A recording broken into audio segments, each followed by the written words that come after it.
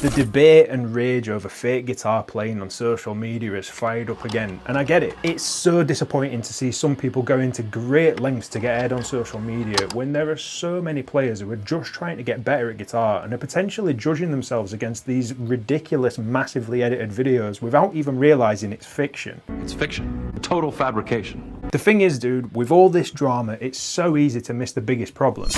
So if you're not in the loop, dude, here's a quick rundown of what's going on. That said, it's been fucking everywhere, dude, so you've probably seen it. Guitarist of brutally heavy and incredibly good band Dartwatch, as well as notable producer in the space, Jacob, recently released some videos addressing the state of fake guitar playing on social media. He broke it all down in detail, showing you exactly how it's done and some of the influencers, I use that term specifically, I'll get to that in a bit, who seem to be engaging with this fuckery for clicks. It's a great video. Jacob's a talented and knowledgeable dude, so all the info is solid. The thing is, as with everything on the internet, this has restoked the flames of drama, and now everybody's making their own "this guitar playing is fake" video and chiming in with their own opinions. The irony of me making this video is not lost on me, dude, but please bear with me because this is important. This whole thing is by no means Jacob's fault, by the way. He actually had something to say with his video. The problem is that this has started the rage bait cycle all over again, and because social media absolutely thrives on drama, everybody wants to know who's faking it till they make it and trying to get themselves into deals with guitar companies or whatever the fuck when they don't deserve it. I've fallen for it. I've watched all these videos, but here's where the issue lies. Obsessing over which content creators are faking their guitar playing is a surefire way to get into a toxic cycle, and it distracts us from the only thing that matters: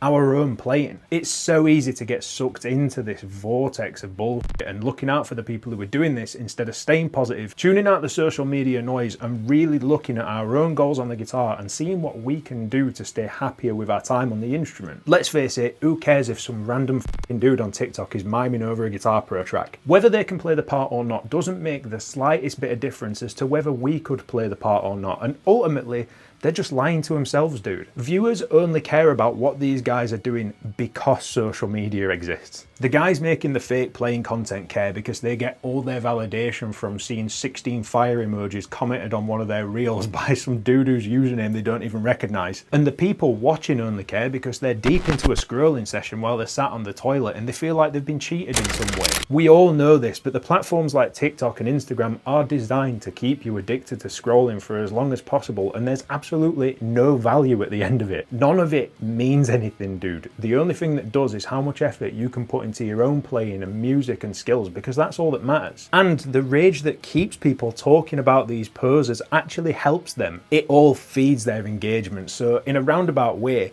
by continually talking about these guys and trying to call them out, you're actually making their reach stronger and helping them fool more people. Every comment on there saying how fake the guitar playing is actually expands their reach and engagement, so really they're more likely to cheat their way into positions that genuine guitarists are missing out on. Another thing to note is that this fucking tar pit of scrolling leads to comparison, whether the playing's real or not, and comparison can be super toxic. If you start judging your own abilities against these real or fake super shredders on social media playing the attention catching game, then you'll start to feel like you're not good enough. So what should we be doing instead to turn this whole thing into something positive? Instead of focusing on what other people are doing, you'll get so much more of actually looking at yourself and seeing what you're doing to grow your own ability. Have some way of measuring how much you're improving on guitar, dude. Maybe journal your progress, what you're working on, how fast you can play it, if speed's what you're after, or what your biggest achievements have been recently on guitar that you're super proud of. Keeping a record in some way is a great way to acknowledge what you've achieved. It's also super refreshing to check on it later down the line and see just how far you've come. See that all the work is worth it. The thing about this instrument that we all love is it's such a long game that you don't always see the gains as they're happening. It's only much later that you realize how much you've improved, so having some way to track it is a great idea. Another thing is to always have a goal. For me, writing music is the goal, and using that as a means to improve on guitar by writing parts that are technically more difficult than the last song. As well as that, I'm just trying to get as close to the sound that I've got in my head to improve my songwriting, which really is a fucking difficult skill in itself that I'm still way off mastering. You might have a goal song that you want to learn that's just out of reach, or maybe you want to learn to play Flight of the Wounded Bumblebee and play it at Mac